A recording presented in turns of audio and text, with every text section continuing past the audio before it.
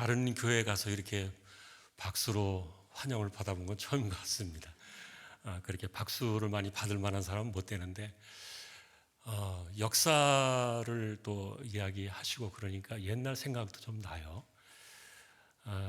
그 이전에 오기 전에 저쪽에 목조로 되어 있던 그 예배당 건물도 제가 많이 또 왕래했었고, 그리고 여기 이제 건축을 하던 그 당시에 그때, 그리고 또 갑자기 또 김선우 목사님 또 부르심을 받아가지고 세상 떠나시고, 또 우리 그 혼란의 와중에 또 우리 또 목사님 이렇게 오시게 되고, 그런 과정들을 이제 사실 가까이서 이렇게 지켜보게 되었고, 그러다 보니까 우리 같은 노회 교회고, 또 참 하나님이 이 김포시에서 특별하게 정말 역사하시고 쓰시는구나.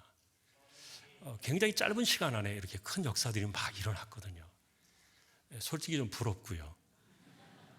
그리고 또 작년에 12월 달에 부채를 다 이렇게 끝냈다 그러니까 제가 정말 놀랐어요. 그래서 진짜냐고 내가 몇 번 물어봤는데, 이제 완전히 이제 여러분들의 건물이 됐죠. 하나님의 건물이 됐고, 그래서 그 사실은 뭐 아무리 칭찬을 하고 격려를 하고 또 감사를 드리고 축하를 해도 아마 부족할 거예요. 뭐 이런 일이나 시간들이 금방 이렇게 오는 건 아니니까, 그 짧은 시간이었지만 그래도 목사님 고생 많이 했고, 그리고 또 장로님들, 그리고 또 김포 성문 이 가족 여러분들이 고생하셨죠. 또 많이 수고하셨고, 그래서 하나님 기뻐하실 것이라고 분명히 믿고, 그리고 다시 한번 이제 여러분들 정말 고생하셨습니다. 그리고 수고 많이 하셨고요. 너무너무 감사하고 정말 기쁜 일이고 너무 좋아요. 그런데 제가 사실 제목을 이렇게 가져와서 좀 미안해요. 죄송합니다. 이 잔치 집안에 무슨 뭐 이런 이상한 제목을 갖고 와가지고 이 사람을 이렇게 헷갈리게 하나. 그래서 저도 조금 제목을 놓고 고민했어요. 이게 무슨 푼수같이 이 분위기도 못 맞추고 왜 이래? 좀 그런 생각도 좀 들었는데, 그런데 이제 그래도 어쨌든 우리가 한번 본질로 가보자. 그래서 여기 앞에 이제 앉아가지고 아까 찬양하는데 마지막에 주님은 왕이십니다 이렇게 막 찬양하니까, 그래도 좀 덜 미안하다. 그래도 우리 이런 말씀 나눠도 이 교회는 충분히 그 이상으로 통할 뿐만 아니라 이거 얼마든지 우리 나눌 수 있는 그런 부분이구나. 헌당의 어떤 그 기쁨과 축하의 시간, 이런 것들은 여러분들끼리 좀 하시고요.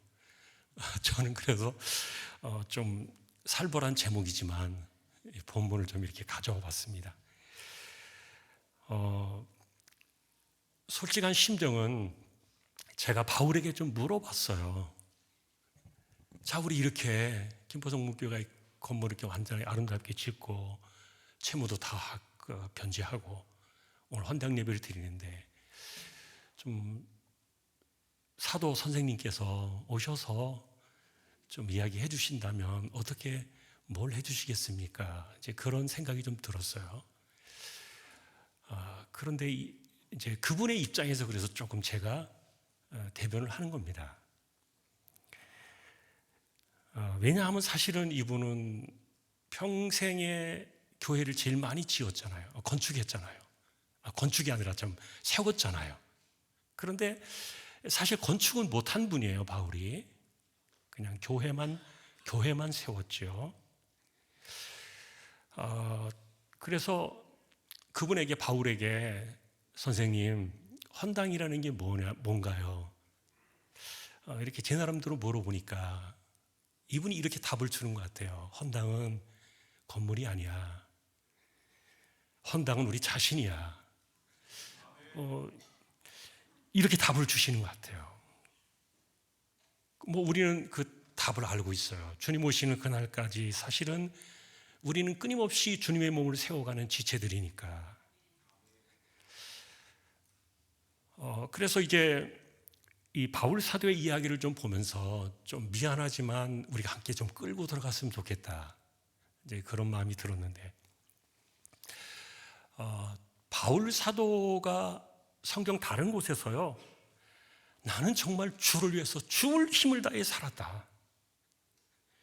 그리고 사람들이 나를 가리켜 말하길 정말 미쳤다, 저 사람 제정신이 아니야, 어떻게 저렇게 살아, 그런 소리를 평생을 들었는데, 근데 이분이 원래 율법에 충성하던 사람이 아닙니까? 그것으로 충분하다고 여겼고, 그리고 부족함이 없었는데, 그런데 우리가 알고 있는 것처럼 어떤 날 이 다메섹으로 가는 길에 예수 믿는 사람들 잡아다가 어떻게 좀 해보겠다고 쫓아가다가 그 길가에서 예수님 만났잖아요. 그런데 그날에 그 예수님 만난 그 한 번의 사건이 이 사람의 인생을 이렇게 바꾸리라고는 아무도 예측하지 못했죠. 그런데 어쨌든 그날에 예수님 만나고 나서 이분의 인생이 확 뒤집어졌는데, 자신의 인생에 살아오던 그 인생의 판을 완전히 갈아엎은 것이죠. 3일 동안 잠을 자지 못하면서 그가 다메섹에서 이런 질문을 했다고 생각이 돼요. 하나님의 아들이라는 이분이 도대체 뭐가 아쉬워서 십자가에 죽어야 했을까? 그리고는 그가 성경을 고민하고 연구하고 자기가 알았던 성경들 다 가져 3일 동안 기도하고 그러는 가운데 그분의 죽음은 대속이었구나. 자, 그러니 다메섹 이후로 이분이 갑자기 사람이 미쳐가지고 율법에 충성하며 살아가던 그 혈기가 어느 순간에 사라져버리고, 과거에는 그랬잖아요. 막 비판하기를 좋아하고 막 빗대고 그 다음에 빈정거리고 시기와 질투가 난무하고, 그리고 자기보다 더 잘난 사람이 없으니까 공적과 정죄를 일삼으면서 그렇게 살던 사람인데, 그런데 어느 순간에 싹 뒤집어져 버린 거예요.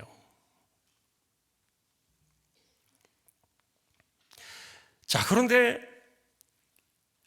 이분이 이렇게 뒤집어지고 나서 사실 이전에 자기가 예수님 만나기 그 이전의 그 모습과 지금 예수님 만나고 난 이후에 자신의 삶을 돌이켜볼 때 옛날의 모습이 자꾸만 자기를 괴롭혔던 거죠. 많이 힘든 거예요. 여러분, 우리도 예수 믿고 나서 하루아침에 싹 사람이 달라지면 좋겠는데 그러지 못하잖아요. 이게 계속 따라다녔던 거죠. 그러니까 실제로 완전히 사람은 달라졌다고 뒤집어졌다고 생각하지만, 그러나 여전히 자기 마음속에 남아있는 것은 선한 것이 없고, 여전히 혈기는 남아있고, 자, 그런 것들이 계속해서 자신을 괴롭히고 힘들게 했는데, 그런데 자기의 그런 모습을 깨달을 때마다 십자가가 떠오르면서 이게 나 같은 이런 인간을 위해서 하나님의 아들이 죽었구나, 이 생각을 하니까 이 십자가의 사랑이 자기를 막 감고 가는데 이게 막 미친 사람처럼 끌고 가는 거예요.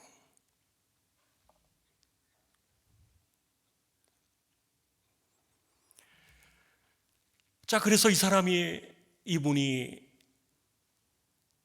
사람들이 이제 물어본 것은 아니지만 그런 질문을 많이 받았겠죠. 당신이 어떻게 그렇게 미쳤습니까? 어떻게 그렇게 주를 위해서 그렇게 인생을 드립니까? 그랬더니 내가 그렇게 나를 드리는 이유가 있습니다. 그러면서 나는 나 자신을 이렇게 생각합니다. 그러면서 자기를 이야기한 내용이 뭐냐면 오늘 본문에 나와 있는 그리스도 일꾼이라는 단어였어요. 여러분 아마 전재호 목사님 통해서 이미 설명을 많이 들었을 텐데, 이 그리스도 일꾼이라는 이 단어가 사도나 사역자나 청지기와 같은 그런 사람들에게 붙여지는 그런 순진한 단어가 아니었어요. 사실은 그리스도 일꾼이라는 이 단어는 굉장히 처절한 단어예요. 이 죽을 자리라고 말하는 제가 가져온 단어에 그것을 말해주는 단어였는데, 실제로 이 그리스도 일꾼이라는 이 단어가 그 노예선이 있잖아요. 노예선, 뱀이 창에서 노를 젓는 사람들, 둥둥둥 북소리가 들릴 때 보이지 않아요. 그런데 소리만 들어요. 소리만 듣고 우측으로 좌측으로 힘을 내라. 그러면 열심히 또 합쳐가지고 이렇게. 그러니 이런 사람들은 그냥 보이는 것도 없어요. 그냥 위에서 들려오는 북소리만 들으면서 죽을 힘을 다해서 노를 젓고 인생을 살아가는 그 노예들을 가리키는 말이었는데, 내가 그런 사람이었다는 거예요. 자기가 그런 사람이라는 거예요. 예를 들면 평생을 뱀이창 어둠 속에서 쇠사슬에 묶여가지고 강제로 노역을 하다가 병들어 죽는 사람들이 많았고, 배가 침몰을 하면 함께 익사를 당하기도 하고, 햇빛도 볼 수 없는 그런 가장 낮은 자리에서 자신의 그 인생을 드렸던 건데, 그러니까 이 단어를 보니까 이해가 되는 거예요. 이분은 자기를 너무 학대했다는 생각이 들어요. 어떻게 저렇게 처절하게 자신을 학대하면서까지 이렇게 주를 위해 충성을 하나? 이런 생각이 들었는데, 실제로 고린도서에서 편지를 보내면서 말합니다. 나는 주를 위해서 매를 맞았고 감옥에 갇혔고 죽을 고비를 수없이 넘겼고 유대인에게는 40에 하나 감한 매를 2번이나 맞았고 몽둥이 맞고 돌멩이로 피가 터지도록 매를 맞고 바다에서 일주일을 떠다니면서 강도나 굶주림과 추위와 헐벗음과 배신과 교회 염려 때문에 내 평생을 살았는데, 돌이켜보니까 이 인생은 북소리만 듣고 살아온 나의 노예의 강행군 같은 삶이었다. 고린도에서도 도망을 가야 했고, 빌립보에서도 매 맞고 옥에 갇혔고, 예루살렘에서도 체포가 되어지고, 로마로 압송돼가지고 감옥에서 사역을 했던 이런 것들도 다. 그런데 사람들이 물어보면 그저 나의 인생은 주님 주신 내 인생의 시간표를 따라 나는 그저 그분의 북소리만 들었습니다, 이런 거죠. 그러면서 그것을 자신의 삶을 규정짓기를 이것은 충성이다, 이렇게 이야기를 했던 거예요. 자, 그러니까 우리는 이 바울을 생각할 때 정말 못 따라가죠. 죽었다 깨나도 따라가기 힘들 정도로. 그런데 정말 대단한 분이야. 그러니까 이렇게 살았으니까 이렇게 미쳤다는 소리를 듣지. 어떻게 인생을 주를 위해 살고 복음만을 위해서 충성했던 그 이유를 알고 보니까 자기에 대한 자기 자신을 그렇게 나는 노젓는 노예였다. 그러니까 자기가 이해했던, 자기를 이해하게 만드는 그 단어가 이 일꾼이라는 단어였는데, 자, 여러분, 이런 바울을 어떻게 설명하시겠어요? 자, 근데 문제는, 자, 이런 삶을 자기가 산 것만 가지고 이렇게 됐으면 좋겠는데, 그런데 이분이 불행하게도 우리를 자꾸 끌어들이는 거예요. 자꾸 우리를 잡으려고 그래요. 쫓아와요, 이분이. 계속해서 이 이야기들을 통해서 우리를 이 자리로 끌어들이려고 하니까 우리가 좀 두려운 거죠. 겁이 나는 거죠. 우리가 주를 위해서 충성하자, 열심히 살자, 헌신하자, 우린 그리스도 일꾼이다, 이렇게 말은 하는데 이분 생각, 이분의 인생과 이런 것들을 보면은 조금 이거는 우리하고 다른 것 같아요. 두려운 거예요. 자, 우리는 주를 위해 충성하고 헌신한다고 이렇게 살아가고 있지만, 그러나 사실 이분이 살아왔던 것처럼 어떻게 뱀이 창에서 오직 주님의 그 둥둥둥 치는 그 북소리만 듣고서 이게 어떻게 평생 노를 젓는 노예처럼 우리를 끌어들이려고 하나? 그 자리에 왜 끌어들이려고 할까? 자, 그러니 저는 이 사실, 이 본문을 묵상하고 의미를 생각하면서 제가 솔직하게 얘기했어요. 아니에요. 저한테 그러지 마세요. 저 그렇게 못해요.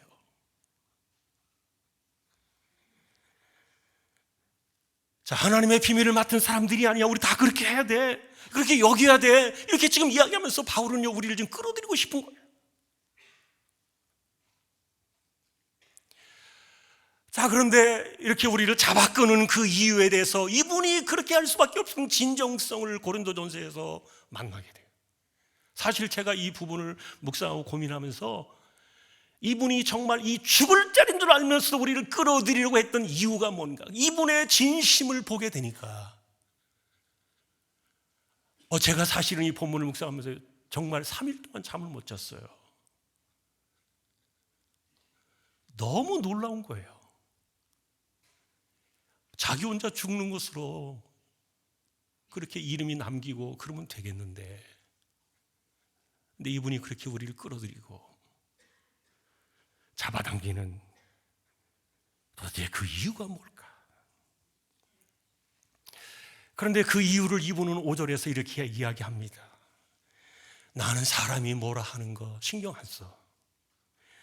누가 나를 인정했다, 나에게 뭐 대단하다고 말했다, 나 그거 별로 중요하지 않아.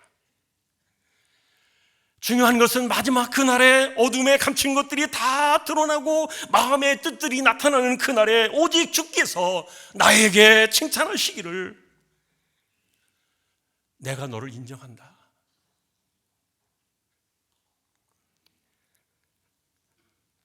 나 그거 하나 때문에 내가 미친 사람처럼 사는 겁니다.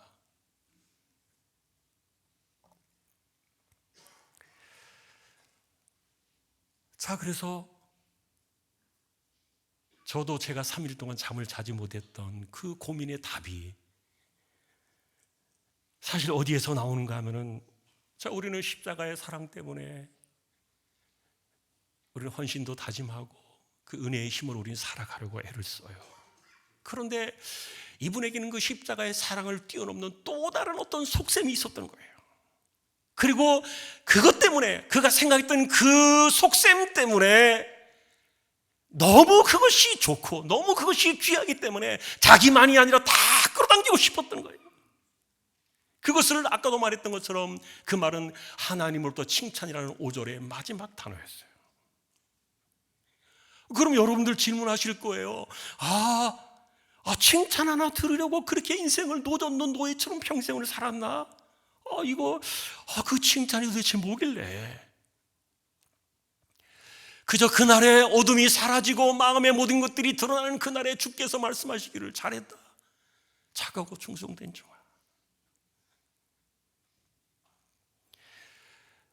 이 한마디 들으려고 바울이 그랬나? 그 한마디 말 때문에 우리까지 이 자리로 죽을 때를 좀 끌어들이려고 지금 그가 애를 쓰고 갔던 것인가? 자, 그런데 그가 우리를 끌어들이려고 했던 칭찬이라는 단어 속에는요, 이분의 숨겨진 속셈이 있었는데 그것이 바로 영원한 상급이었어요. 사실 그 이야기를 하려고 사도 바울은요 3장 앞부분부터 상급에 대한 그 물꼬를 텄어요. 이야기를 시작하는데 사람들이 그리스도의 세상에서 믿음으로 살다 간 사람들의 그 생애를 나중에 보면은 하나님께서 그가 어떻게 살다 왔는지를 나중에 다 불가운데로 지나게 한다는 거예요. 그래서 어떤 사람들의 인생은 다 불타 없어지는 거예요. 지푸라기, 풀, 나무와 같이 타버리는데 어떤 인생은 금이나 음이나 보석같이 안 탄다는 거예요. 그러면서 바울 사도가 이야기하는 것은, 나는 내가 인생을 주를 위해 살아온 마지막 날에 이 불타는 것 같은 이 자리를 지나갈 때 내 인생은 절대로 타지 않는 그런 삶이 될 거야. 자, 그러니까 바울이 우리에게 이야기하는 그 내용들을 보면요, 외형적으로는 봉사를 하는 것 같지만 내면적으로는 자기 인기를 위해서, 사람들이 나를 알아주기를 위해서, 사람들에게 인정을 받으려고, 또 내 만족 때문에 자기를 자랑하려고 외형적으로 봉사하는 이런 것들요, 시간 지나면 다 타버려요. 그리고 바울파니 아볼로파니 게바파니 나는 예수님만 따라갈 거야 그러면서 사람을 보고, 아니면 또 뭔가 하나의 목적을 따라서 끼리끼리 뭉쳐가지고 사람들을 따라 사역하던 이런 것들이 고린도 교회에 있었잖아요. 당신들 그렇게 사는 거, 그렇게 살면 다 불타 없어집니다. 봉사한다 그러면서 은혜는 어디서 찾아볼 수도 없고, 하나님의 일을 한다 그러면서 싸우는 사람들이 있잖아요. 이게 뭐예요 도대체? 교회에서 하나님의 일을 한다 그러면서 자기들끼리 싸워. 또 어떤 사람들은 기도하면서 싸워. 이게 말이 되냐고요.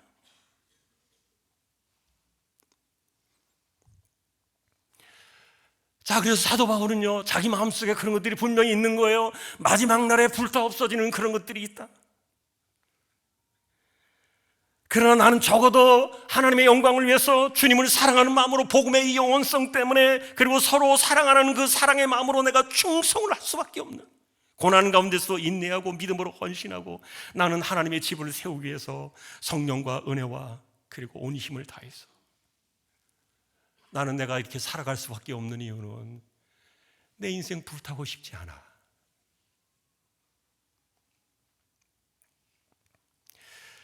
자, 그래서 실제로 사도 바울이 우리를 끌어들이고 싶었던 것은 이런 것이 있기 때문에 그렇다는 거예요. 다 불타 없어지는 것, 불타지 않는 것, 이런 것들도 중요하지만, 자, 그러는데 어쨌든 우리가 살아가면서요, 분명한 것은 있습니다. 여러분, 우리가 교회 생활을 수십 년을 하며 살아갑니다. 그런데 그 살아가는 세월 속에 불타 없어지는 인생이 있어요.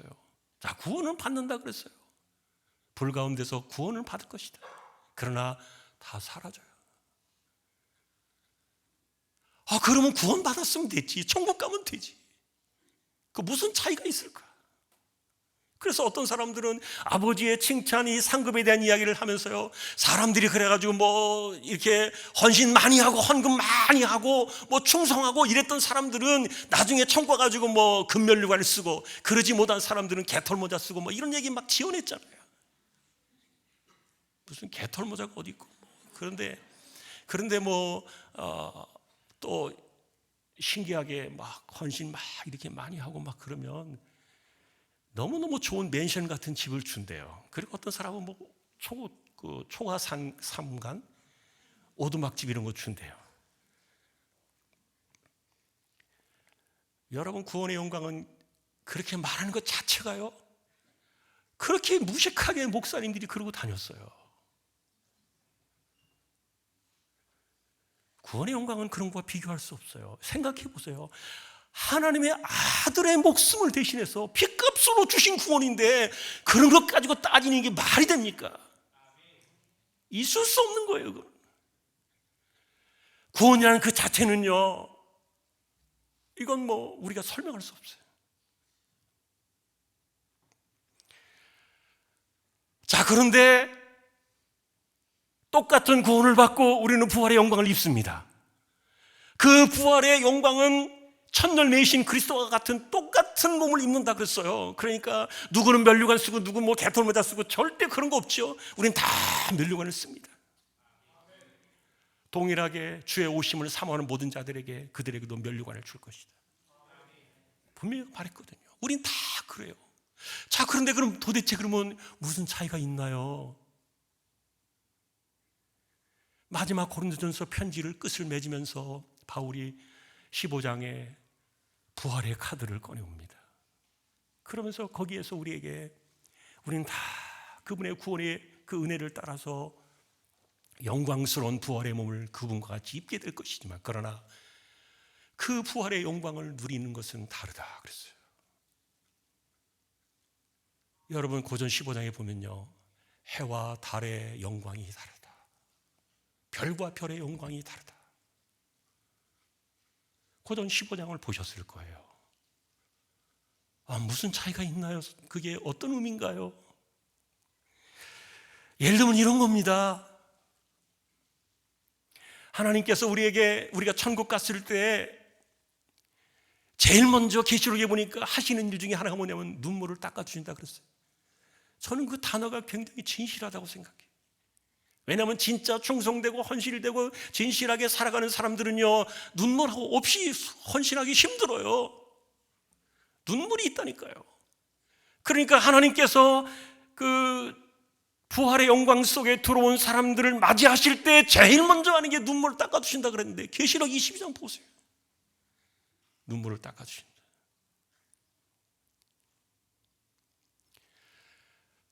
자, 그리고서 우리가 천국의 영광에 들어갈 때 다 그리스도의 영광과 같은 부활의 몸을 입고 그런 그 구원의 면류관을 쓰고 주 앞에 나아가는데, 그런데 바울이 한 가지 남겨진 것이 있어요. 그게 뭐냐면 칭찬이었어요. 착하고 충성된 종아. 근데 생각해 보니까 이게 한 번만 끝나는 게 아니야.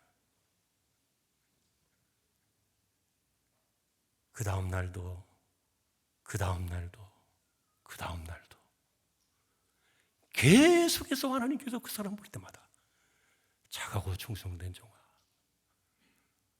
너무너무 수고했다. 이거를 계속 하나님이 하신다는 의도예요. 언제까지? 시간이 없잖아요. 그 나라에서는 영원한 영광 속에서 계속 그 칭찬의 말씀을 주시는 거예요. 상급을 주시는 거예요. 제가 이 답을 찾으면서요 3일 동안 잠을 못 잤다니까요. 아, 그렇구나.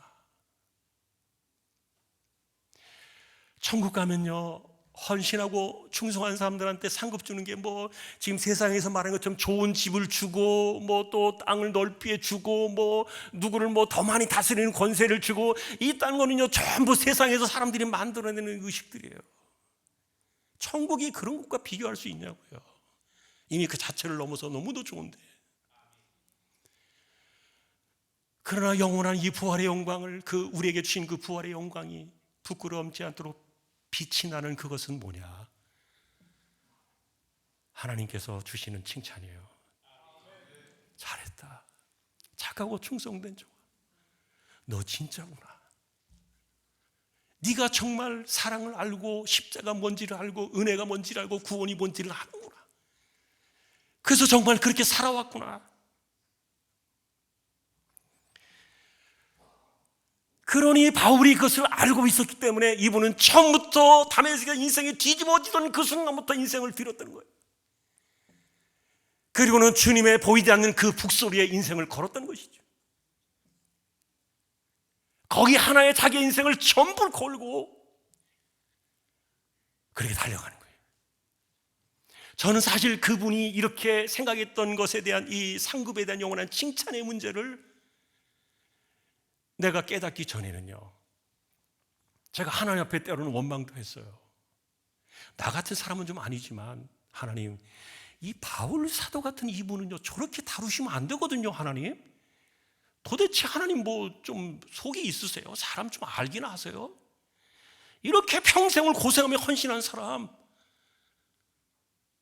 여러분 지금도 이탈리아 가면요 트레폰타나라는 세계의 샘물이 있어요. 지금 수도원이 있는데 그 세계에 트레폰타나라는 지역 들어보셨죠?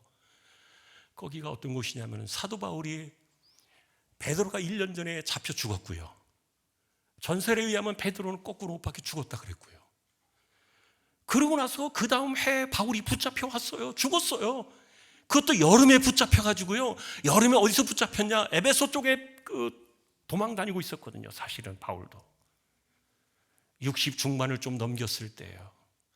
제 나이 때쯤 되었던 것 같아요. 돌아다니다가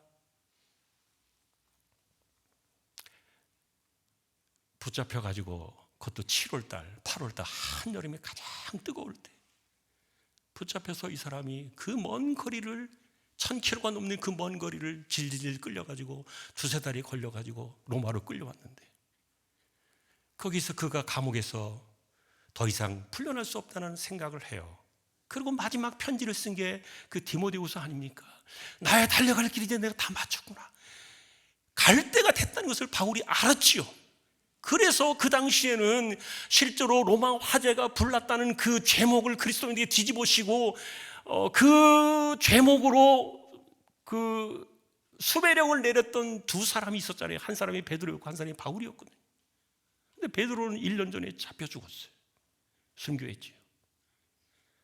바울마저 잡혔으니까 살아날 길은 없어요. 이제는.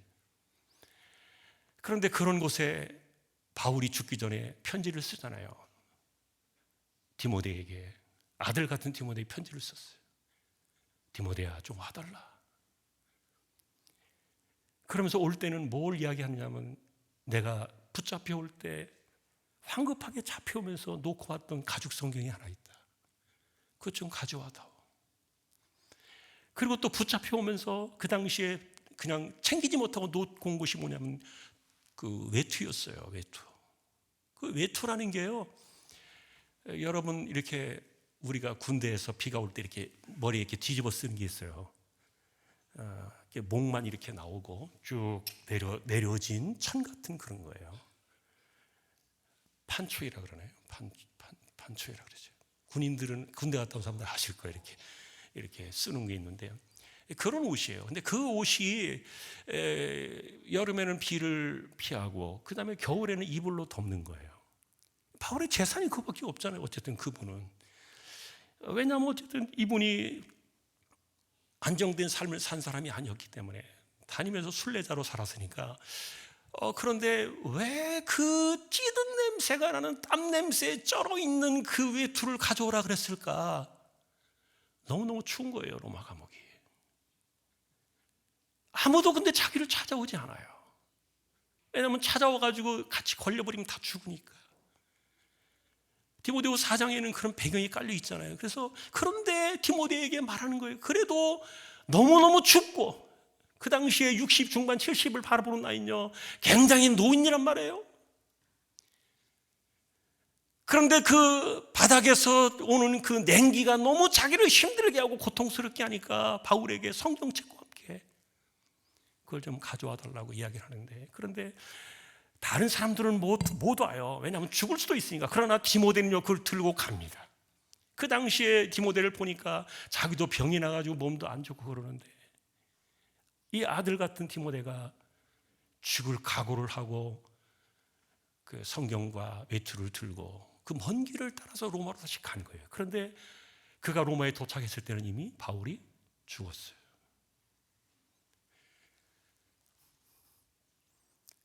그분이 죽었던 그 자리가 바로 트레폰타나인데, 그 로마 감옥부터 조금으로 남쪽 그 항구 쪽으로 내려오면 조그마한 도시예요. 거기에 성문 밖에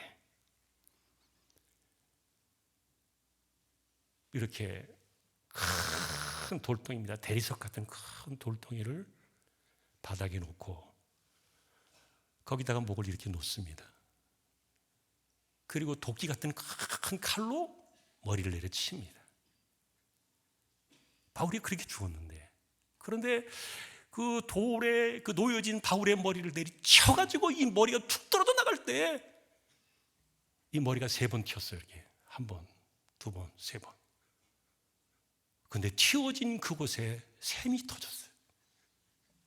이게 트레폰타나예요. 제가 지어낸 얘기가 아니라 실제로 그랬다니까요. 제가 역사를 이렇게 돌이켜보면서 하나님 앞에 원망해요. 하나님, 이분은 그렇게 죽으면 안 돼요.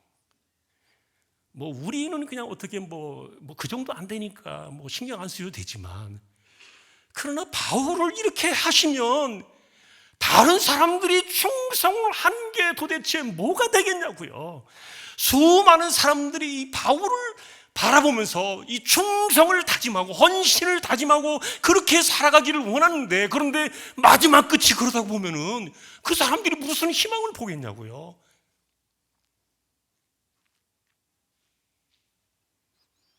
그래서 이건 아니다.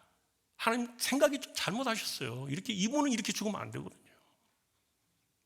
누가 이분의 길을 따라가겠냐고요.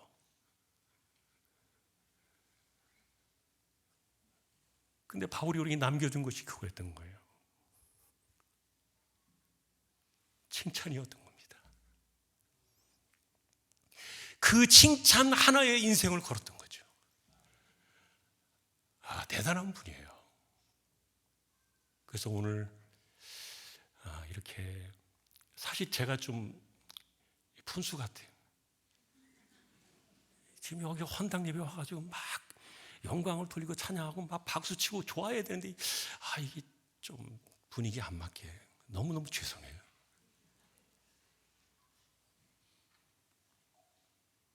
근데 우리의 삶 자체가 이걸 놓치면 안 돼요.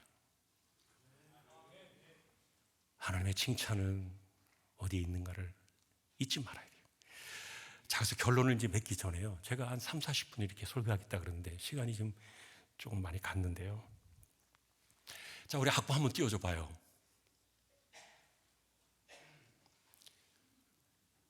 가사가 여러분 이 찬양 다 아시죠?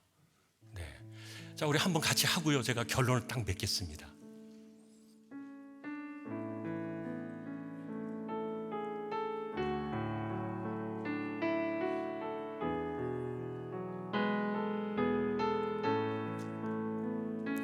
당신의 그 겸손이 천국에서 해같이 빛나리. 당신의 그 겸손이 천국에서 해같이 빛나리.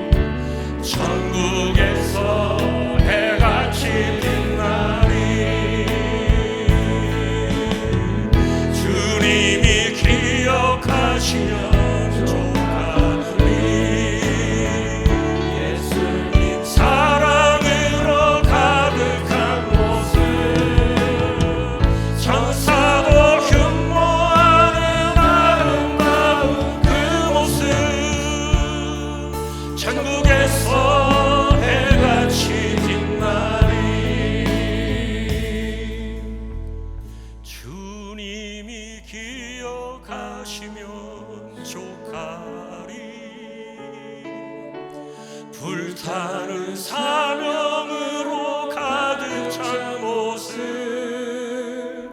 천사도 흠모하는 아름다운 그 모습, 천국에서 해같이 빛나리.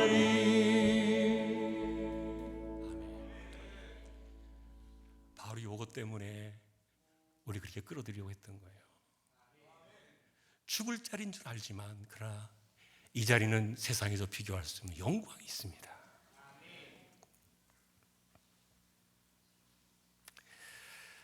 자, 결론을 내리겠습니다. 여러분이 오늘 헌당하신 이 성전은 분명히 하나님의 은혜고, 그리고 여러분들이 고생하면서 이루어낸 수고의 열매고, 그리고 감사의 제목인 줄로 압니다.